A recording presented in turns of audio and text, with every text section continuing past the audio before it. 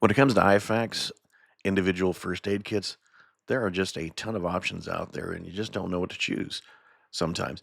You go to gun show and maybe you see a condor bag stuffed full of stuff that looks interesting, and maybe that's what you need.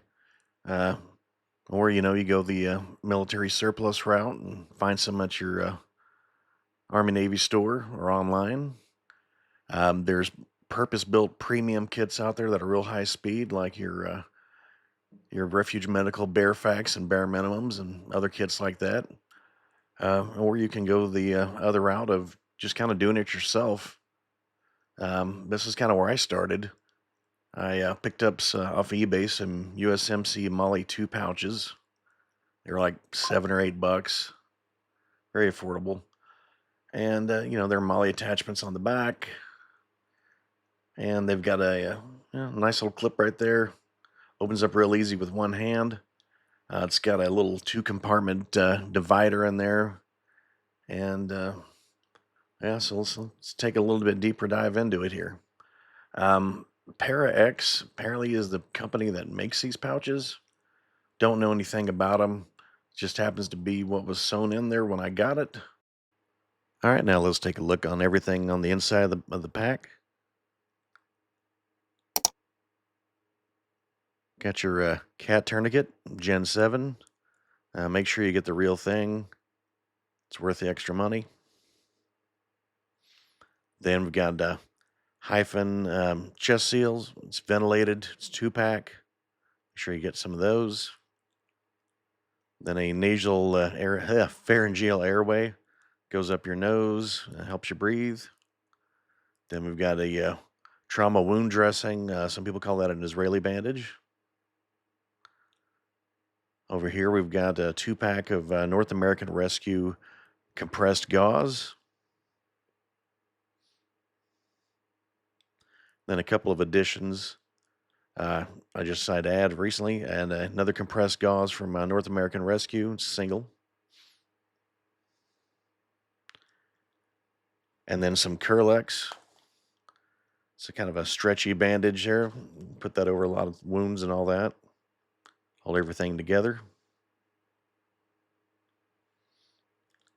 And finally inside there, which, most people you recommend you carry it on the outside, but on this pack I'm carrying on the inside, it's a pair of trauma shears.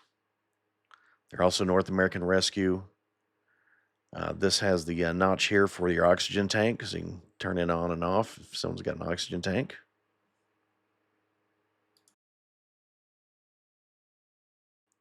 And I'm not a paramedic or a doctor of any kind, so this is just kind of something I threw together after watching, multiple videos on IFAKs and do a little bit of homework on them. And it's, something you can keep in your range bag or something you can keep in your car or at home.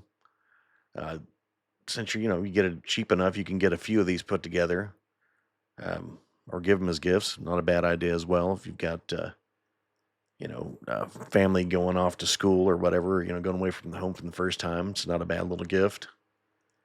And definitely recommend, which I've got to get around to doing myself, getting training on how to use all this stuff beyond, having the basic concepts, but actually take a course where you really use the equipment. So next thing we're going to take a look at is we're going to put everything back in the pouch, and we're going to weigh it and see how much it weighs. We got our trusty little digital scale out here. And looks like it weighs 1 pound, 5.5 ounces. And for the rest of the people out there, 610 grams. So it's not too terribly heavy considering the size of the pack and everything. All that medical stuff's pretty light. Well, anyway, that kind of sums up just us. I want to do this quick little video of a little do-it-yourself IFAK. If you enjoyed this content, please like, also share and subscribe if you're not a subscriber already. And all that being said, look forward to seeing everybody in the next video. I'm going to have one of the items you saw earlier on, that bare minimum bare fact 2.0. Going to be doing a review on that soon, so be looking for that in the near future.